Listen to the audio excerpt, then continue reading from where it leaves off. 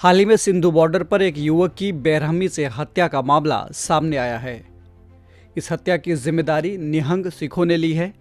निहंग सिखों का कहना है कि उन्होंने जिस युवक की हत्या की है उसने गुरु ग्रंथ साहिब का अपमान किया था। इस घटना के बाद से निहंग सिख चर्चा में आ गए हैं। गौरतलब है कि पिछले साल एक पुलिस अधिकारी पर हमले की वजह से भी निहंग सिख सुर्खियों की वजह बन गए थे। नमस्कार, ध्येय टीवी की खास पेशकश न्यूज़ दिसार में आपका स्वागत है। मेरा नाम है केसरी पांडे और इस एपिसोड में हम जानेंगे कि आखिर कौन होते हैं निहंग सिख। निहंग सिख योद्धाओं का एक वर्ग होता है। मूल रूप से निहंग शब्द संस्कृत भाषा के निहशांग से निकला है।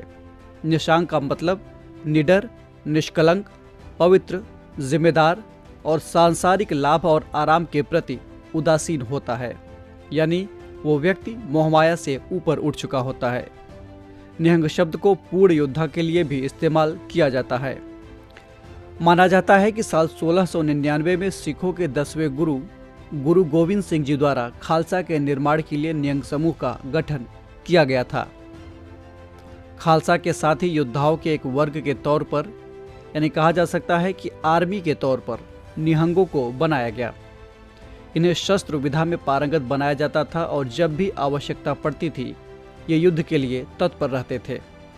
ये नीले वस्त्र, तलवार और भाले जैसे पुराने हथियारों और स्टील की खूंटियों से सजाई गई पगड़ी धारण करते हैं। इनमें से कुछ निहंग सिख आजकल पारंपरिक के साथ साथ आधुनिक हथियारों को भी धारण करने लगे हैं। ये अपनी पूरी वेशभूषा में पीछे की ओर ढाल के तौर पर खाल और गले में चक्रम और लोहे की जंजीरें भी पहनते हैं।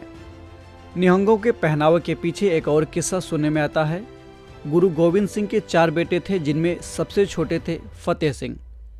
एक दिन तीनों बड़े भाई आपस में युद्ध कला का अभ्यास कर रहे थे। तभी वहां पर फतेह सिंह भी आ गए और कहने लगे कि मुझे भी इस युद्ध कला में भाग लेना है और इसे सीखना है।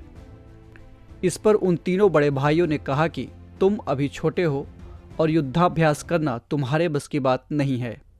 ये सुनकर फतेह सिंह घर में गए और आज के निहंगों की तरह ही बड़ी पगड़ी बांधकर साथ में नीले रंग का चोला पहनकर बाहर आए और बोले कि लो, अब तो मैं छोटा नहीं लग रहा हूं ना। कहते हैं कि यहीं से निहंग पंथ की नीली वेशभूषा की शुरुआत हुई और नीले रंग को त्याग का प्रतीक माना गया। निहंग सिखों के बारे में एक और कहानी प्रचलित है। माना जाता है कि फतेह सिंह गुरु गोविंद सिंह के सबसे लाडले बेटे थे। इसी वजह से निहंगों को गुरु दी लाडली फौज भी कहा जाता है। अपने आचार विचार के मामले में निहंग सिख आम सिखों से थोड़े अलग होते हैं। ये रोज गुरबानी का पाठ करते हैं और बाड़े में रहते हैं। बाड़े में रहने का मतलब अपना चोला और उसके साथ साथ पहने जाने वाले सभी अस्त्र शस्त्र धारण करना। सभी निहंग शस्त्र विधा में निपुण होते हैं।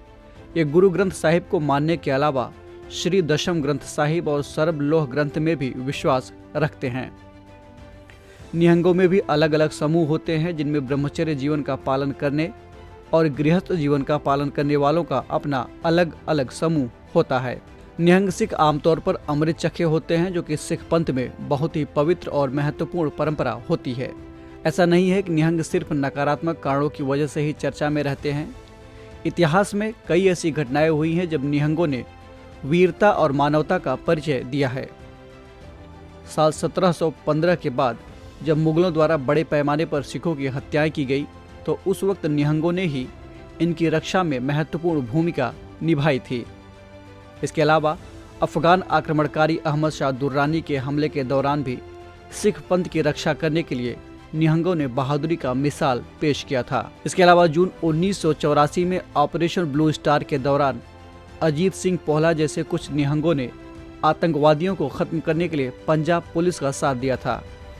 तो ये थी बात निहंग सिखों की। और अब आपके लिए एक सवाल, आपको कमेंट करके बताना है कि अहमद शाह दुर्रानी ने भारत पर कब और क्यों आक्रमण किया था।